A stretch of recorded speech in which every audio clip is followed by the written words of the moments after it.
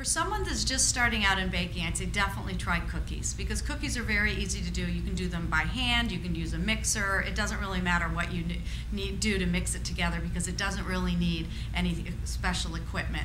Also, the recipes are a little bit more forgiving, that if you over measure or under measure or something like that, or you cook them a little bit too long or too short, they're going to be okay.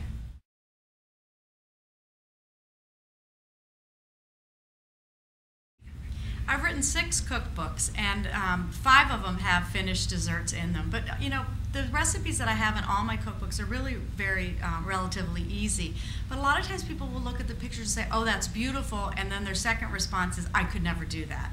And so I thought, well, this time I'm going to do a book where I'm going to make illustrations that are encouraging and fun and draw people into the recipes, and hopefully encourage them to be able to do the recipes and not make it intimidating or off-putting.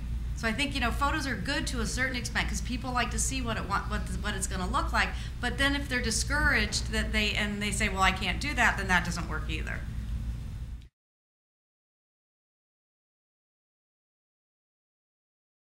If I wasn't a baker and I wouldn't have to go back to school for it, I'd probably love to work for the Weather Channel, because I just think weather's fascinating, and you go around the world and different weather systems are in place, and clouds and tornadoes and earthquakes and all that different stuff, and the hot and the cold. I just think it's a fascinating subject, so I think that would be fun to do.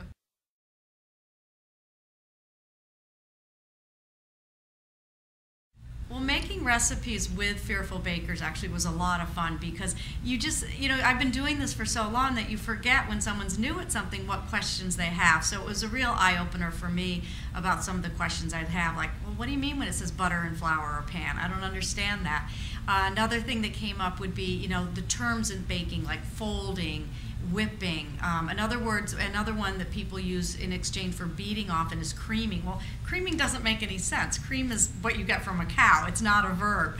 So I try to use in the book, as a result of all of that, just real simple layman's words that everybody would understand. Well, I think that if you're a fearless baker, then it's great, because you've already tackled baking, and the best thing that you can do is do more and more baking, and just expand your horizons and try different recipes, try even different ways to do things, because if you make a pastry cream, for instance, you can make it a bunch of different ways and it'll all turn out, and you can see the subtle differences. Also try different chocolates. You may be in a rut of what kind of chocolate you use. Branch out a little bit. And also, I would say, encourage people that aren't baking to bake, because you'll see that it's so much fun, and you get 2 levels of satisfaction when you bake. You get the creative satisfaction of making something with your hands that you can show and to everyone that you did it, and also you get the satisfaction of everybody's smiles on their faces after they've eaten one of your desserts. If you're not a baker but you'd like to try baking, I think what you should do is just relax and take a cookie recipe, take something simple and say, hey, I'm just going to make this today. It may not turn out perfectly. If you make something or you do anything in life 10 times versus 1 time, it's always going to turn out better the 10th time. So just make it once, enjoy yourself, and just kind of follow it step by step, and just wait and see what the end result is going to be. And don't worry if it's not going to be perfect. Nothing's perfect. That's why there's whipped cream, because you can put whipped cream on anything and it makes it taste better.